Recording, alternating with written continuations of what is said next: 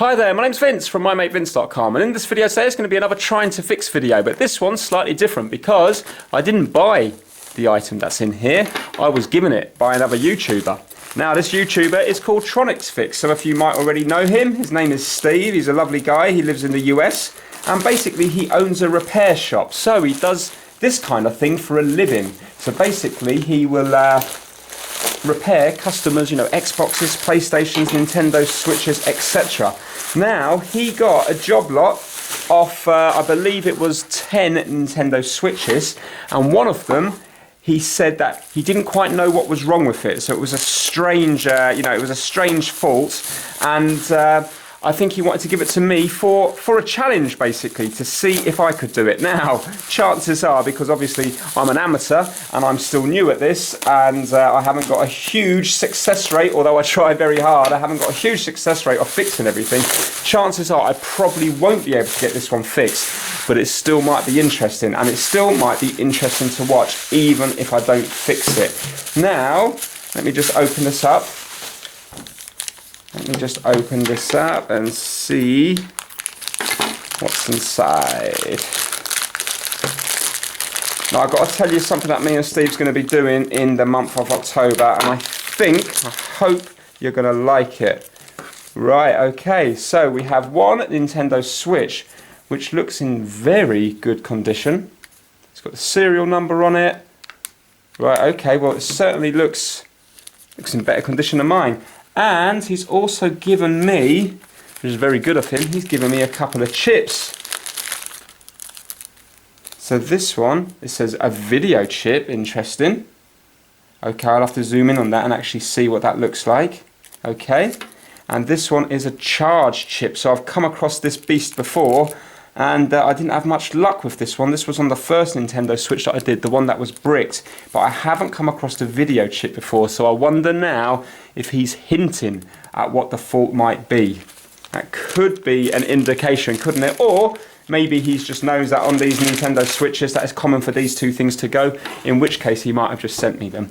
But yeah, so basically back to Steve from TronicsFix. Now, I will link to his channel in the description just in case you haven't seen him. But yeah, check it out because he does loads of teardown videos on, I watch him to, see how to take apart the Xbox One S. He takes apart the Nintendo Switch, PlayStation. He does various different tests on them, and he also does repairs on them as well. But what we're going to be doing, which I hope you guys will like, and I'm really excited for, is in the month of October, we're going to have a competition, a UK versus US, an amateur versus professional. So basically, obviously, I'm the amateur and Steve is the professional.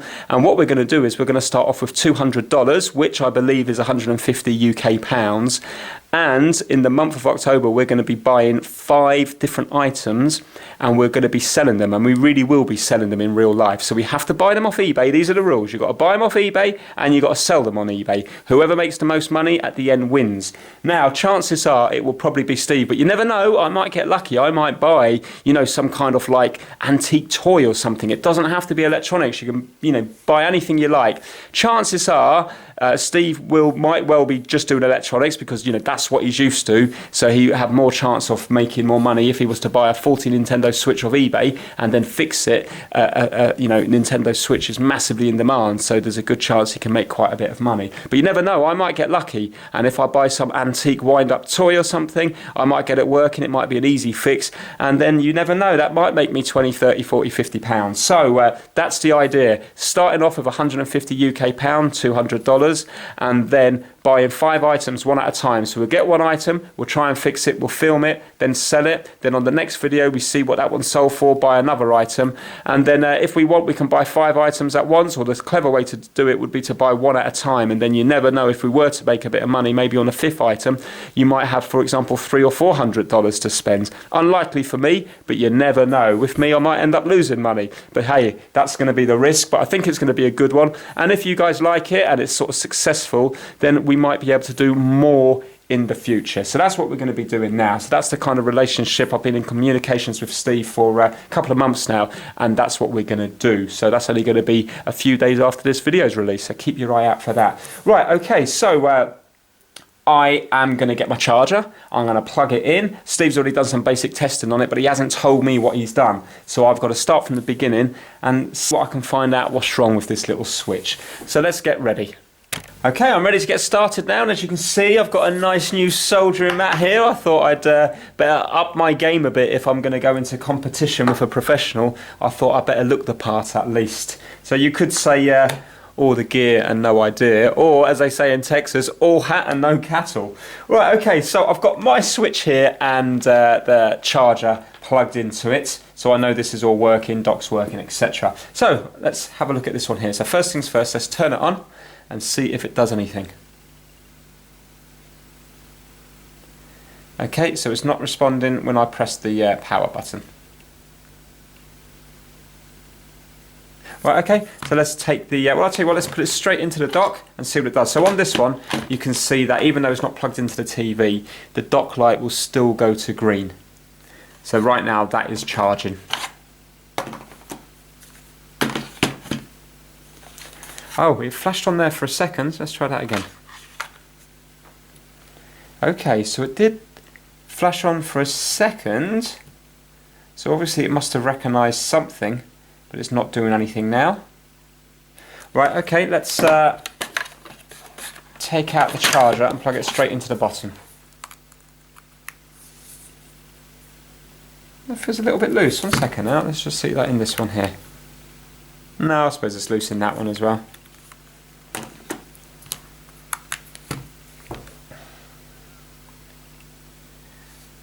This mat absolutely stinks. It's making me feel a bit sick. It's kind of like, you know, when you buy something new and it's like off-gassing or whatever it's called. I actually think I'm going to have to leave it outside to air for a bit. Right, okay, so that's not charging. I'm going to flip this over just in case. Alright, that's not charging either. I'm going to try and turn it on while the charger's plugged in. Right, so there's nothing happening there, and I'm just going to hold the power button on for a silly amount. Well, actually, what I'll do is I'll try to hold down the recovery. So plus and minus together on the volume, and then tap the power button. But that's not going to work because it's completely dead. Okay, so as you can see, it's not doing anything there. Right, I'm just going to hold down the power button for a good, like, 15 seconds or so, just to see if it makes any difference. I'll fast forward through this. Right, okay, not doing anything. It's completely and utterly dead. So the switch I had before would turn on and it would go to the... Well, actually, it would only turn on when I put a good battery in it. It wouldn't charge. So from memory, my last switch that I had that was bricked wouldn't do anything either. It wouldn't charge. So this is showing the same signs as the last switch. But when I put a good battery in my first brick switch that I tried to repair, it did boot to the Nintendo logo, but then it wouldn't go past that because it was bricked. But this isn't doing anything, which is the same as the last one. So what I need to do is take this apart, and I need to put a good battery in it and then see what happens. And hopefully if it's bricked, then this time I can change that power chip, or try to change the power chip, and it might work. The other thing on that first video, obviously I ruined it because I tried to take out the power chip and then I ended up dislodging a load of resistors and capacitors as well, because I didn't use flux, I didn't tape anything off because I didn't know what I was doing. I know a little bit more now, so hopefully that won't happen again. But a lot of people mentioned that it could have been hacked. So this time that's something I might look into, because I know that you can short the pins on the right hand side here, you know, where the Joy-Con connects. Just down here you can short a couple of pins on it, and apparently that brings you in, so it allows you to get like kind of into the switch. So maybe this has been previously hacked, in which case then if I can get into that same menu, you might be able to kind of boot it normally from there. Not too sure. But what I'm going to do to begin with is I'm going to get my normal white bit of plastic down, because this is actually making me feel a little bit sick. I'm going to leave this outside to air for a day or so to get rid of that smell. So let me get set up with a white plastic. Right, okay, I can breathe again. So that other thing's been thrown outside for a few days just to let it do its thing, and then hopefully it should be fine after that. Now, this has been plugged in for about 10 minutes now, maybe 15, and it's still doing absolutely nothing. So we're going to take it apart. I'm going to put a good battery in it just to see what it is. So basically it could be the faulty power chip, it could be a faulty port down here which is not allowing it to charge, so it's completely dead. It could be the fact it's hacked. It could be many things. So let's start eliminating things bit by bit, and then hopefully we will get to the bottom of it. Now, in case you haven't seen any of my videos before, I'm not a professional at these things, so don't copy what I do in the video, because a lot of the time it will be wrong. Okay, so just take this purely as entertainment. The idea is that, for example, somebody who is not a professional might be able to fix things by just giving things a go. Doesn't always work, but sometimes it does. Right, okay, so I'm just going to be fast forwarding through the dismantling now.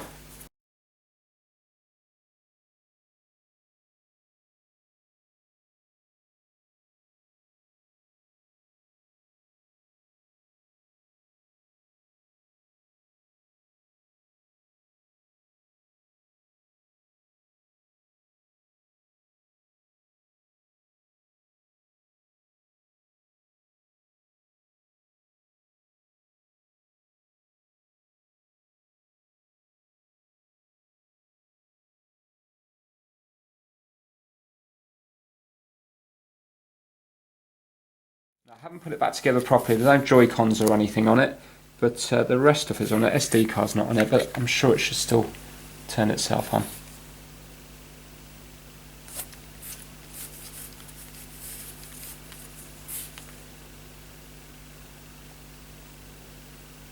Absolutely nothing. Let's try plugging it in.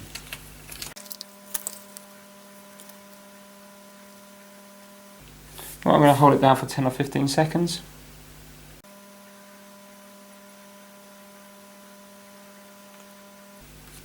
And then turn it on again.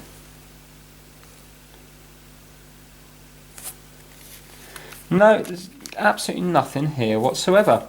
Right, okay, so it was worth doing that because we've now eliminated the screen and we've eliminated the battery as well. So we know it's neither of them two things. So although I'm no closer, I've eliminated a couple of things, you know, so there's less things to look at.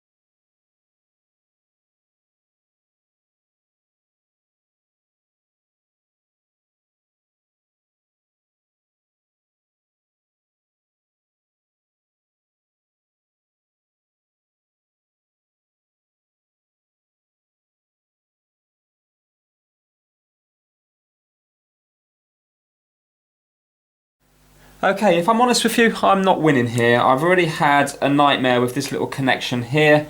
Basically, I just tapped it and this thing came flying off. So now I will still be able to get the ribbon cable in to work the screen, but I'm hoping that it will make a connection to the screen, because obviously when you put that down, it kind of clamps it into place, but maybe I can get away with just using a bit of Captain tape on there.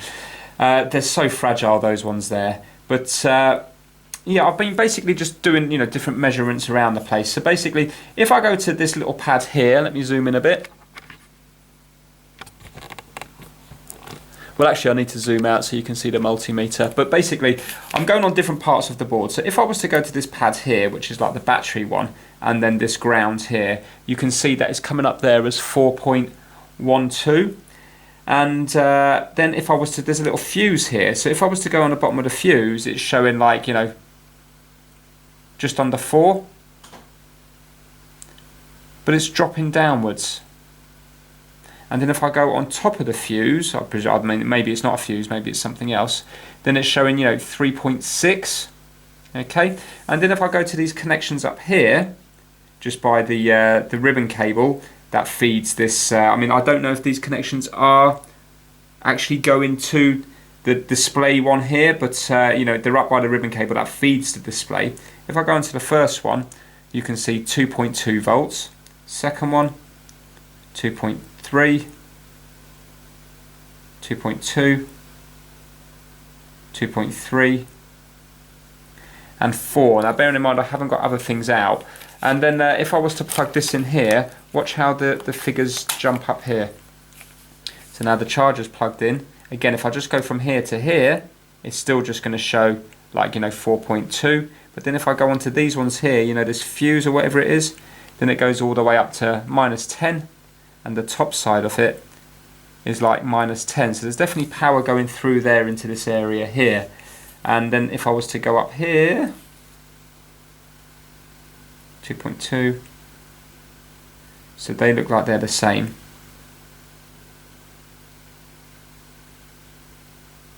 And that one's high.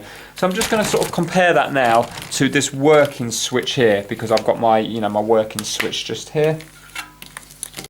So again, if we were to go across here and here, weird thing is the battery's slightly lower, but then again it might not be as charged as the other one. So this is just 3.8. Then if I was to go to the bottom of the fuse, 3.7 again, and drop in just like the other one. And then the top one, top part, you know, 3.4 and drop in. So it seems to be similar. And then if I plug this in here, that will jump up. See, -10 and -10. So it's strange. I mean, there definitely seems to be power going up to this. I don't want to undo this ribbon cable here, because the more I undo that, the more chance it is of me knocking that off. And this is a perfect switch, and obviously I don't want to risk breaking a perfect switch.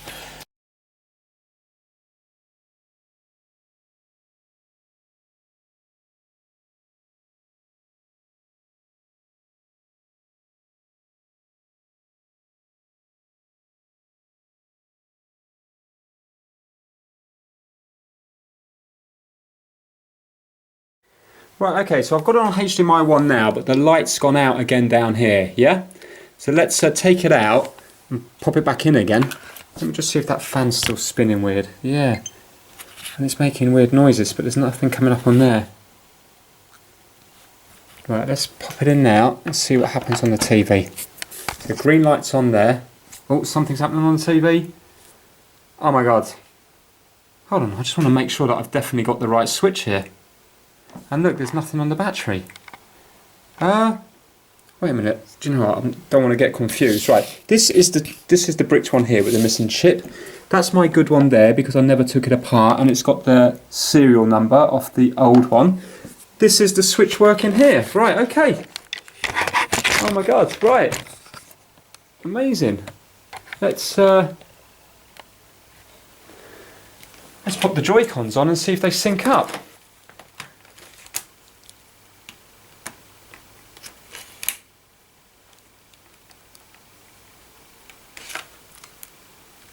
Yes.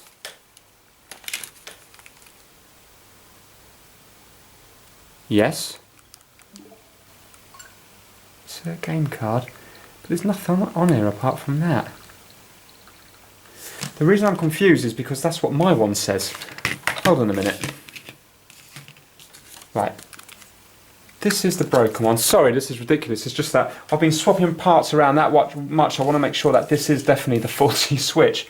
Right, okay, I'm going to take this one out. So it's definitely not displaying on the screen here though.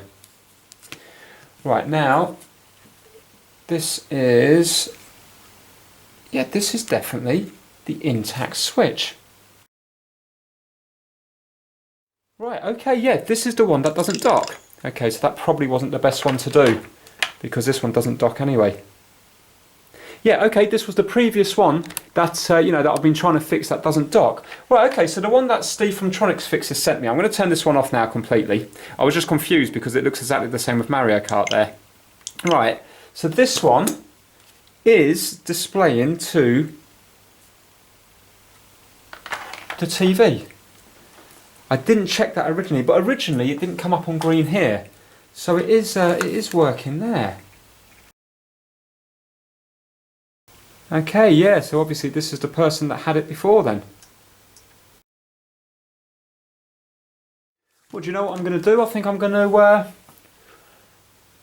update it, because obviously it's not some sort of RCM issue, is it? It's just the fact that it's not displaying on the screen here, but it is displaying on the TV. So it means it's not a useless switch, that's for sure. Maybe it just didn't work earlier because it was the battery was completely depleted. Because if we go to, let's look at the percentage. It's only at 5%. So that's probably why it just needed to be charged up. But that doesn't change the fact that it's not displaying on the screen.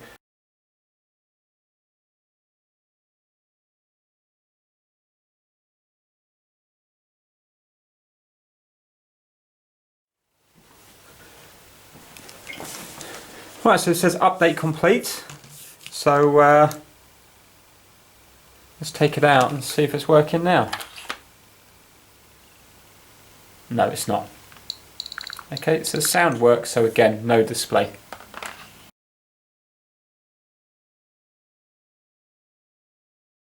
Right, okay, so I've got a little bit more info which will hopefully point me in the right direction. So first of all, I checked on Google, couldn't find anything apart from the usual, you know, reset it and send it back to Nintendo. So I spoke to Steve from TronicsFix. I said, like, how do you know when the video chip is faulty? You know, how do you know if it's that's at fault? And he said that one of the things you can do is there's a little capacitor just next to the power IC chip. So I'm going to point it out now. And then I'm going to show you the results in a minute. So basically you see this little chip here. Yeah, so you can see where the fan is. It's this one here at the bottom. So I'm going to show you it on a multimeter in a minute to show you what it's doing. He said if this is shorting to ground, then that could, not necessarily will be, but that could be an indication that your video chip is faulty. And basically he changed out one of the video chips and then that was no longer shorting to ground. So I tested it, and the first time I tested it, it looked like it wasn't shorting to ground because I was using one of my multimeters, but now using another multimeter, it does test to ground. Now I'm going to show you it working, or not working, or whatever, on both multimeters. Now the one that's giving me a funny reading is this red one here, because I still haven't got to grips with it and I'm not 100% sure about it, but luckily a guy called David Aspey has given me his old test equipment. He's upgraded and he's got some good meters and scopes that he said he will donate to me for the channel, so that's fantastic. So hopefully when I get to grips with them, that'd be better equipment than using something like this, which I think may be more for example, electricians. It doesn't seem to have the range that I need to do small work like this. But anyway, let me show you it first of all on my good old trusted Robin multimeter here. So basically you've seen the one I just zoomed in on a second ago. Well, what I'm going to be doing is now is I'm using this as my earth, okay, this one here, and I'm going to go on the very bottom of it, and you can hear it shorting, and I'm going to go on the very top of it and you can hear it shorting. Now if I go to the capacitor above that, it's shorting on top but not below. It just gives that little beep. Yeah, so the bottom one, which TronicsFix pointed me towards, is shorting on both of them, and the one above it is only shorting on one side. Now if I swap the leads over,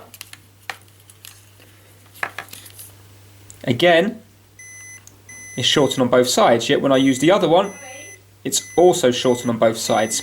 So the top capacitor will short on both sides when I go one way round, but when I go the other way round it will only short on one side. On the one that Steve pointed me towards, it's shorting on both. No matter which way I have the leads, it's shorting.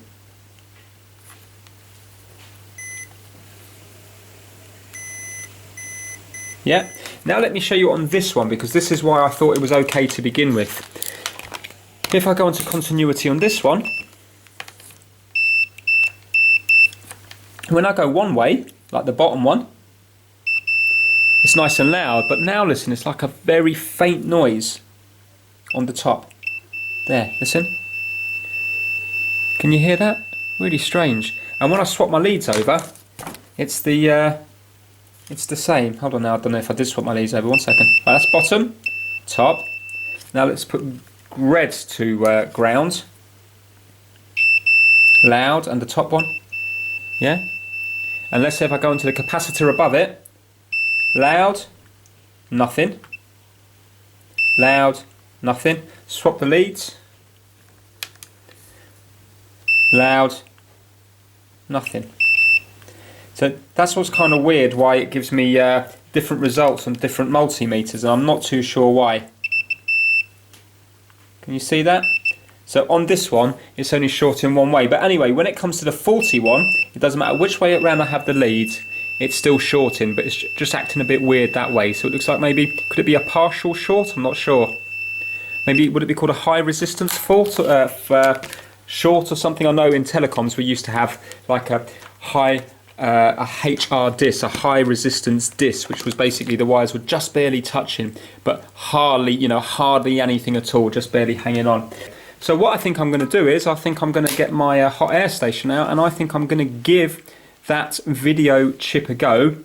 Steve sent me one, but he did say, like, don't go by that completely, because these are kind of like second-hand used ones, so there is a chance that it's come off a faulty switch. But I'm going to give that one a go first of all. Or, do you know what? Maybe it'd be safer for me just to do this one, because I know that this one works, because this did display before. So maybe I could just take this one off, and I think that's what I'll do. I think I'm going to start with this one and take it off and try my best to get it onto this one here. And then who knows? If it works, it works. If it doesn't, well, you know, I'll have to look for something else. So yeah, I'm going to get that set up now.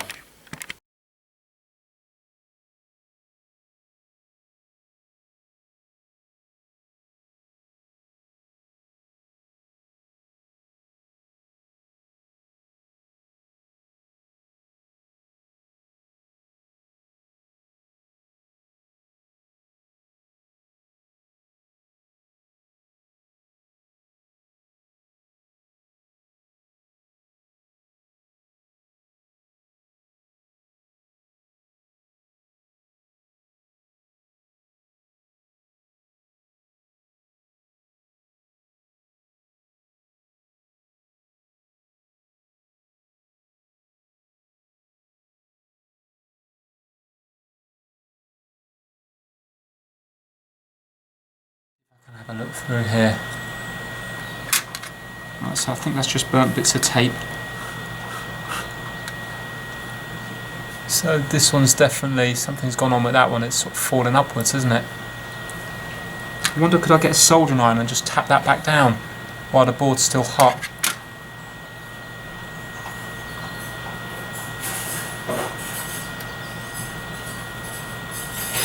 Yeah, I really don't know whether it's melted into place or not.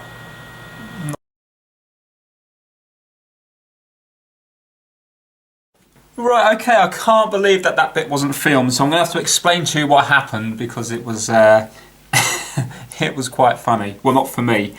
Basically, I used, do you remember that little capacitor or resistor that was sticking right up? Well, basically, I used the smallest tip I had, this tiny, tiny pointy tip here, and I was trying to heat it up just because I just wanted to knock it over. And the thing is, like, when you're looking through the viewfinder, or when you're watching a video and it's zoomed up so close, you think, oh God, it's so easy, why can't he do it? But let me just sort of show you. My fingers are not big. You can see how small these chips are. Yeah? They're not big at all. So basically, I was trying to just knock down the capacitor or the resistor by it, and I was using my tweezers, and it weren't melting. So I thought, well, I better use a little bit of flux. I tapped a little bit of the quick chip on it, and then I was trying to do it, and then basically I was trying to knock it down with my tweezers, and it stuck to my tweezers. So now I don't know which way round it's going to go. And then basically I tried to get it off the tweezers with the soldering iron, and then it stuck to the soldering iron. I didn't know it was stuck to the soldering iron, and I was looking everywhere for it, and it was underneath my soldering iron. So then I wiped it off the soldering iron, and it fell, and then I couldn't find it. I found it over here somewhere, and then basically I moved it on by hand, and I thought I had it in the right spot. I then put some more solder on it, and I thought, not solder, I put some more flux on it, and I thought I better use the hot air gun. So I started using the hot air gun on it, and I definitely seen it move. So I thought, brilliant, okay, I'm happy with that. Then I cleaned it, like you just seen in that clip there. Now I can't find it. It's gone. So if I do the zoom in on the macro, you can now see that this one here is empty. Sorry, I've got all flux and everything stuck to my tweezers. You can see that, you know, capacitor, capacitor, capacitor empty, or resistor, resistor, resistor empty. Now, I don't know how important that is. I'm tempted just to bridge it with a little bit of solder, because maybe they're just there to clean up the signal, and maybe the signal won't be quite as clean, or maybe it's a very important part. I don't know. If you do know, add it down to the comments. I mean, I could try and get one off here, but you can see I can't even properly grip it with the tweezers. They're so small that I just think it's going to be really unlikely for me to be able to get them off. But yeah, what I need to do, so I've cleaned it all up, and I mean, yes, it looks okay, but now let's have a close look at the, you know, basically I'm not overly happy, because maybe when I watch the video back and edit it, I'll see whether they all went shiny and move. I thought this side went shiny, but there was just too much tape around it, and I couldn't see. It was just dark. The tape started to burn. Basically, it was just a mess. But let's have a look now. It's definitely on the right way round, because I can see the writing, so that's fine. Now, they all look okay if they're stuck. You know, if the chip, I mean, it feels like it's stuck, but, you know, I don't know how well stuck it is, because the middle solder pad has to stick as well. But there's a blob of solder here, which I'm not overly, oh, and there's damage to the chip there, isn't there? Look. Do it round here and see. Will it just focus in a minute? Right, okay. I've got a blob of solder, and it looks like a slight kind of dent in the chip. Maybe where I grabbed it by the tweezers when it was hot. Not too sure. But that blob of solder isn't shorting with the ones. Let's have a look. Is it bridging? No. But it's a bit worrying that it's a blob and not a line. I'm going to try to do it without using flux. I'm just going to see if I can just tap this bit out.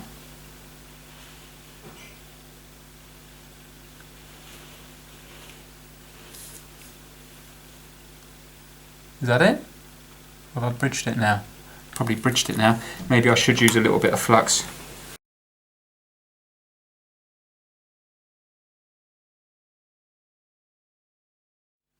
Well, I think that's got the blob of solder on, but I don't know whether I've taken too much solder off now. Okay, just going to give that bit a quick clean. Well, okay, well, there's definitely no blob there. One of them or two of them look a little bit shorter, but hopefully they're still making a contact. I am going to now flip it over and see if we've still got that short thing going on, you know, where it was shorting on that capacitor. Now remember, I was kind of getting different readings between the meters. So I'm on continuity, and we're going to be going on the bottom capacitor. Right, it's shorting at the bottom, and it's shorting at the top, just like it was before. The other one's shorting at the top and not the bottom. Okay, let's swap the leads round. Okay, so that's not good. Shorten at the bottom and at the top. Right, okay, so that meter is exactly the same it was before, but remember this meter was kind of whining. Do you remember it was making a nice sound one way, but then kind of whining the other way? Let's try it now. Okay, nice and loud. Nothing. Nothing at the top. Right, let's try the other one. Loud, nothing. Okay, well that's certainly different than it was before. Excellent. Let's try it this way round.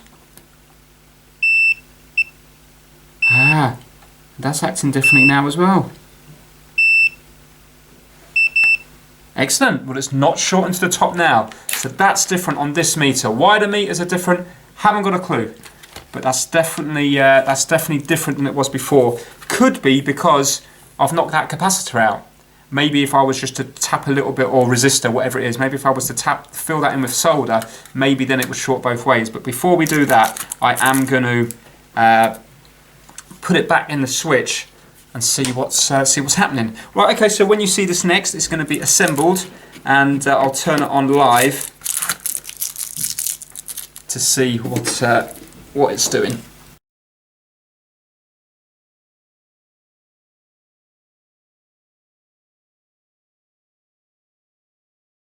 Right, okay, I'm having major problems here putting it back together. The ribbon cable that feeds the screen, remember I said earlier that the white connectors come off. Well, I was aware to put it in really carefully because I know from the brick switch when I was mucking about with it before that I ruined the connector.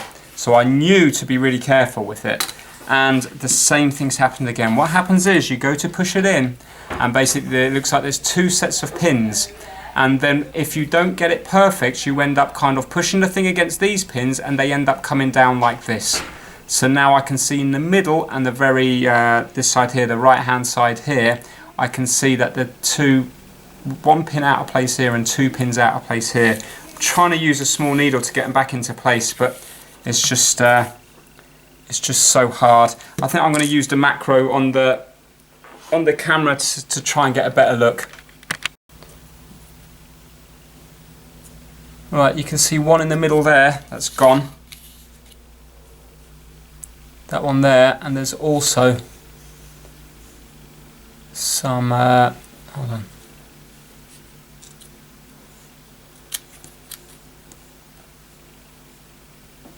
Some in that corner there. Yeah, there you go, can you see? Don't even know where that one should go. The problem is the slot's bigger than my tiny needle. Again, it's easy when you look through the camera, you know, you think it's easy, but it's not easy. Oh, this is so annoying because I really just want to get the screen in just to see if it's working. If I can't get this ribbon cable in, then I won't know whether that chip was successful or not.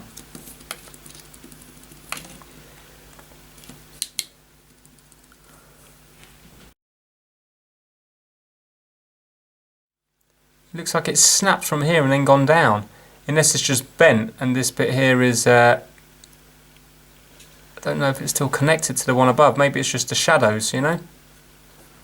I'll have to try and push it back up, I think.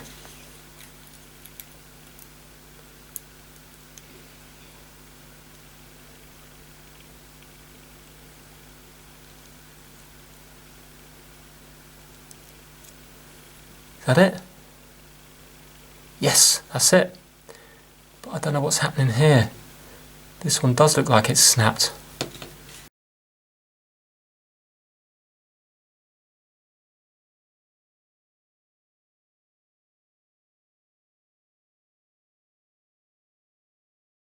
Right, okay, so this one here is the one that's damaged, the second one in.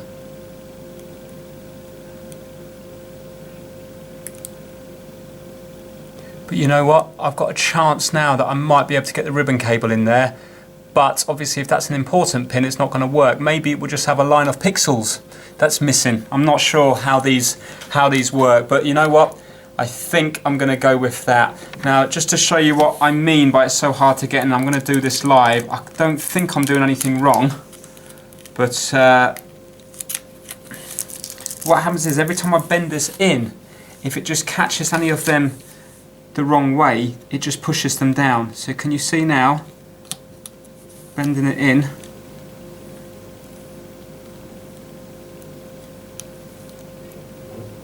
Yes. Hold on, I said yes, but I'm not sure if it's going in that side. This side's definitely gone in. Right, I'm gonna, yeah, okay. That went in better than before. It felt like it forced on this side here, but then again the pins are all bent up a little bit on that side anyway.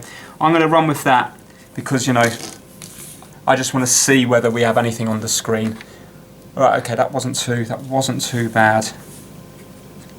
It's just annoying because even after doing all this, even if I do fix the chip, if this thing doesn't work properly, then it's still just going to be left,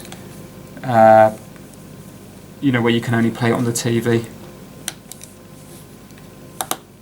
Or I don't know, now that I've done that to the chip, maybe I won't be able to play it on the TV now either. Remember, I'm not 100% sure whether that chip's just for the LCD or not.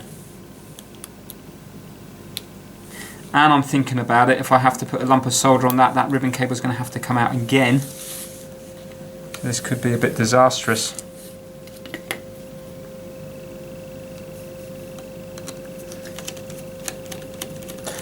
In my opinion, it doesn't look like you would be able to undo, no matter how good you are, I don't think you would be able to undo that, for example, 50 times and still be lucky.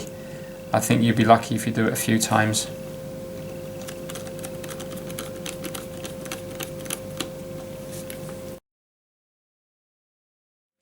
Right, here we go. The moment of truth. Right, okay. Let's see if we have anything. I see light. Did I see light? I thought I seen it light up.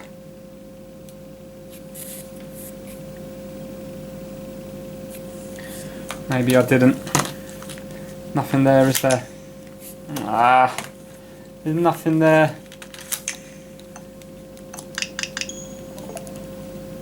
Right, let me turn it off. I thought it lit up there for a second. It must have just been the reflection of something else.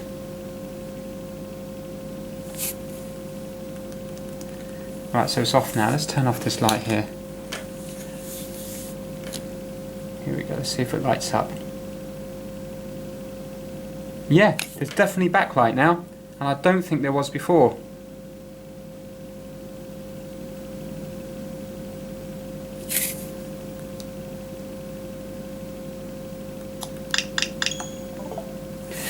Right, okay, thing is I don't really know if there was backlight or not before. You know, this room's darker now, it was very bright before. But actually I don't remember seeing a light down here. Can you see down here? And I don't remember seeing that earlier on today. I'm sure I would have noticed that earlier. Right, okay, well, maybe it's to do with the fact that... Well, it could be two things. It could be the fact that I've mucked up the ribbon cable. Let me just turn it off, see if it goes off. And it's gone off now. It could be the ribbon cable, or it could be because, remember, there's a component missing in it now. Maybe I'll try a blob of solder across that, see if it then comes on. So annoying, because if I hadn't mucked up the ribbon cable, then you see I know where I am. But right now, even if I put a blob of solder over there and it doesn't work, I'm going to think, okay, maybe it's because I haven't got the component. And then if I put the component in there, then chance of me getting it right are going to be really slim. And in the back of my mind, I'm always going to be thinking, is it pin 1, 2 and 3 on this ribbon cable? Because I don't know what the different pins do. It says 1 to 53. Does that correspond to... You know, is that just lines of pixels, for example? You know, lines going down the screen or across the screen? Or is it, you know, is it more than that? Does, for example, pin 1 and 2 give power? Pin 3 or 4 give light? And then the pixels start after that? I don't know.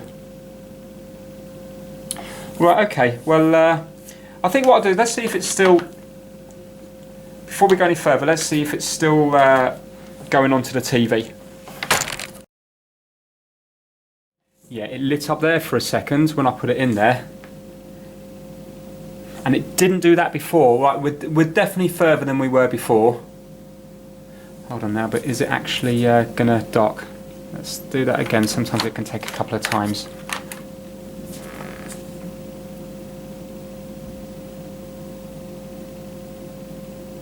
No. It's not docking now.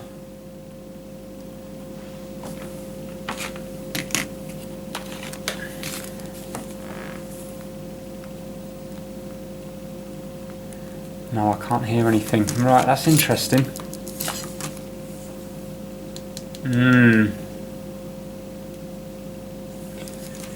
Right, okay. Well, surely that ribbon cable wouldn't affect the docking, so that must be to do with the chip I changed or the component that's missing.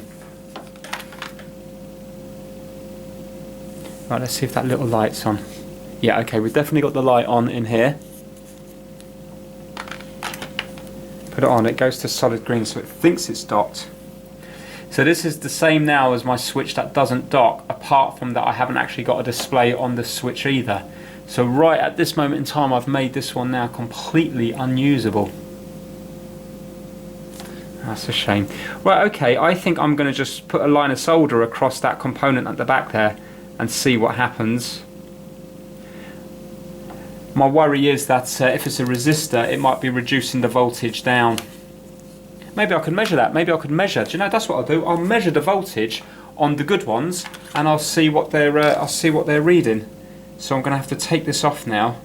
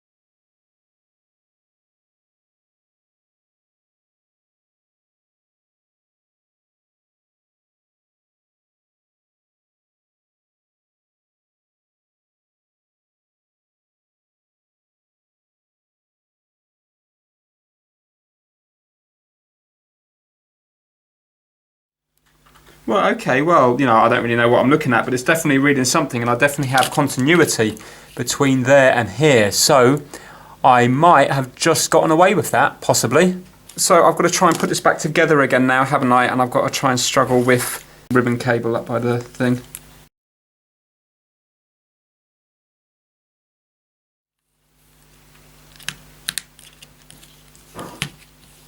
Turn it on and see. Right, here we go.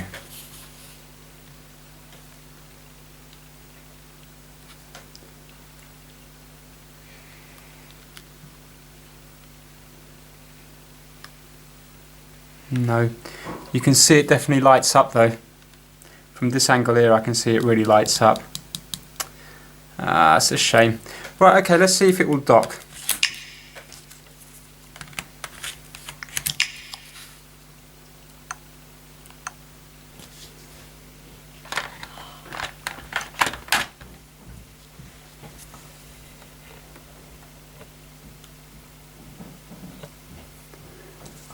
No, so it's not docking now.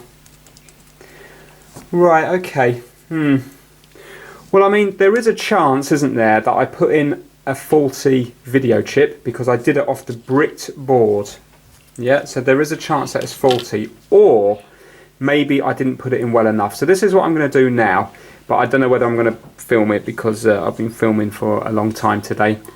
I think what I might do is, I think I might try to reflow that chip again, the one that's in there, test it, and then I might try to put in the chip that Steve from TronicsFix gave me, just to give that one a go. And then really after that it's probably time to give up. See, I know I've mucked up the ribbon cable, but the ribbon cable shouldn't stop it from docking here. So there is obviously an issue, and 100% now the screen is coming on bright, much brighter than it did before, and it didn't do that before. So kind of made a bit of progress there. Can't think what else it could be. But then again, it could be any other components along the way, couldn't it? You know, this is just all guesswork, really.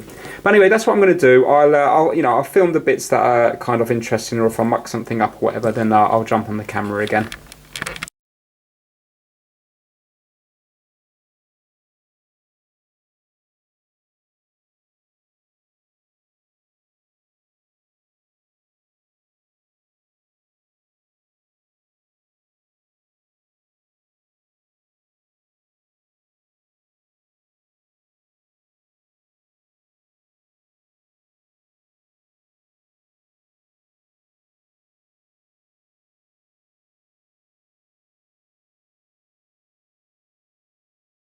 Just to give you a quick update where we are, it's not going good at all. I've been messing around with the video chip again. I changed it over. This time now, a couple of the components underneath moved, and then I had to heat it all up to move them back into place.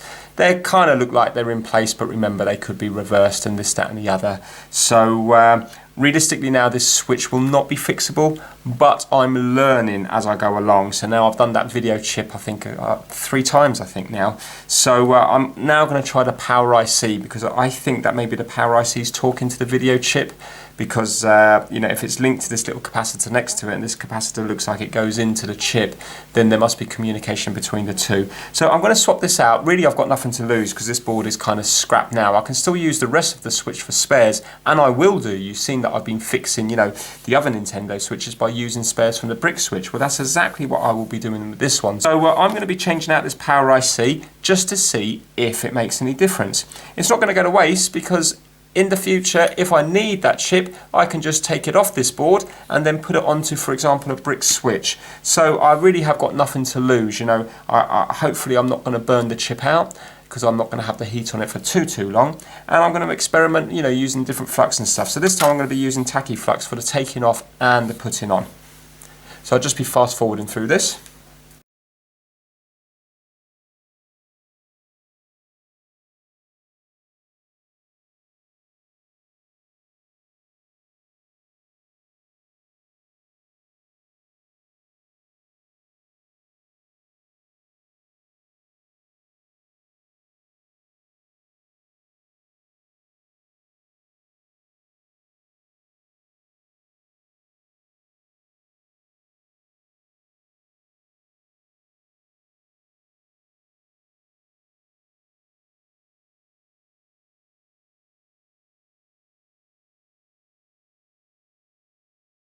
Right, okay, so the power chip's been changed. Let's plug this in and see if anything changes. So let's see if the light comes on. I think it's too bright.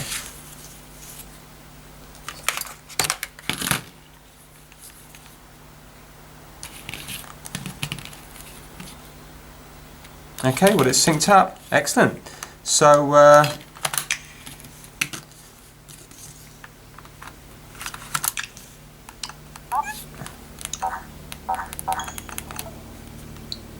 okay, so it looks like that power chip was successful. Obviously still doesn't fix the problem with the display. I'm just going to pop it into the dock now and see if it actually connects to the TV.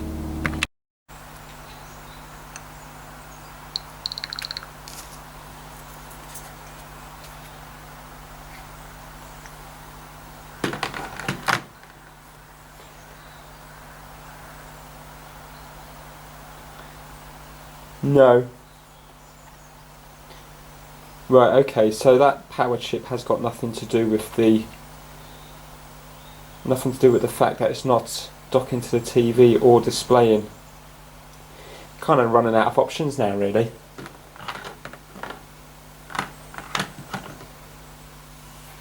Good news is the red light, green light and everything's coming on, so it looks like it's charging.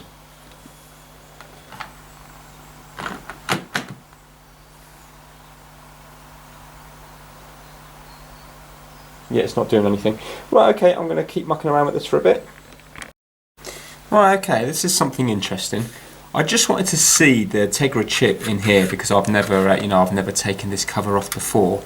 And when I took off the one off the one that TronicsFix gave me, can you see attached to the lid here, bearing in mind there was a bit of wet flux in here because I've just, replaced a power IC.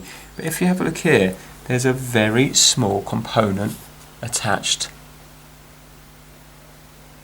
to the lid. So then I thought to myself, right, okay, well I can see that there's two little sort of solder dots here. I'll zoom in a minute.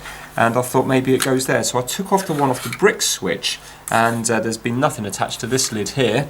And also there is still just two solder dots in there. So I'm not sure where this has come from. I mean, it was just attached to the lid, so it's not going to be shorting out on anything. But I can't actually see where it was, unless, could that be in there from day one? I'm trying to look around the board here where I've been working, and remember this is all sealed around here, so I can't see how that would have got, how it would have slid in from something I've done into here. But I can't see anything in here. These both look identical. I mean, I haven't taken the thermal paste off, but these just all look like tiny components around the edge here, while this one's quite a big one. Apologies, I don't know what it's called. I'm wondering, could that have been in there from day one when it was manufactured? Could it have fallen in there somehow? Let me zoom in and show you. Right, okay, so that's a little component in the lid there. Just flip it over. Looks like there's just two contacts down the bottom. You see?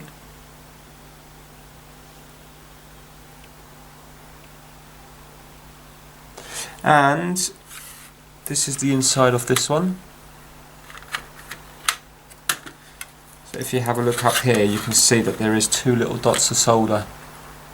Can you see? I thought it might have come out of that bit there, yeah? Because it looks like there should be something there. You can see that there's tiny little components going down the edge here. Oh, okay, there's another missing one there, isn't there? Right, okay, let's compare that to this one.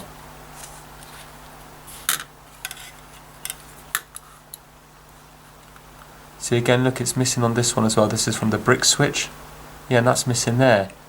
So I can't see anywhere inside here where it could go, because all these components look small.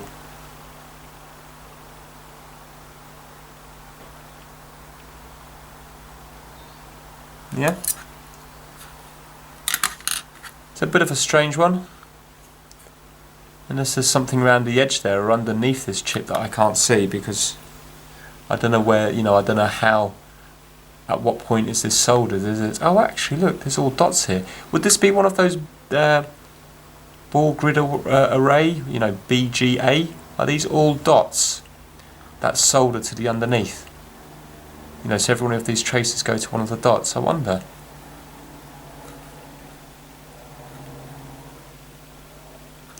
Right, okay, so that was just something I found. Okay, so I'm just going to change some random chips over just to see what it does, and also for the experience.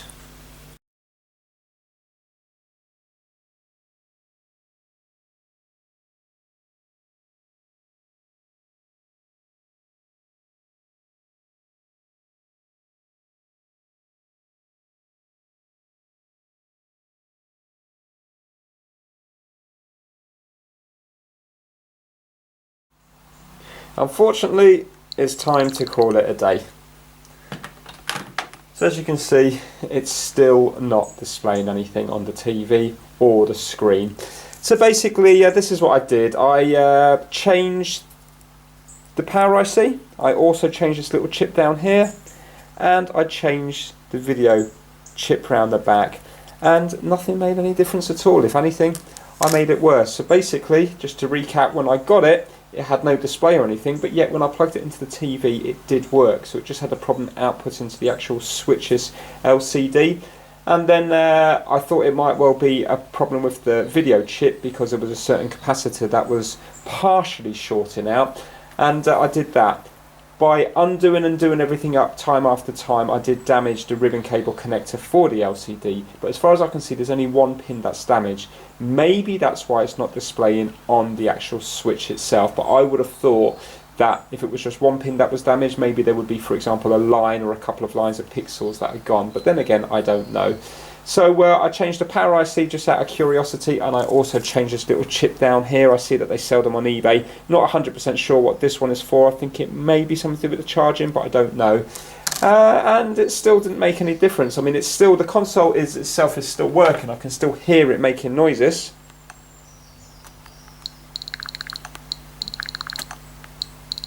Yep, but it just doesn't do anything on any of the screens. So basically, it is you know, unusable. So what I'll be doing with this one is just purely keeping it for spares.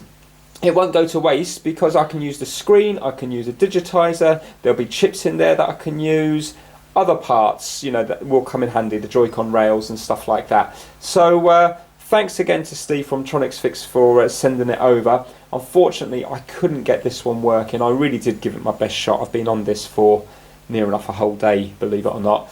But what I've taken from it is I haven't actually gained much more knowledge about how the switch works. If anything, it's made me even more confused. I think that the power IC and the video chip are definitely in communication with each other. But what I have gained is I'm definitely getting more used to changing over the chips.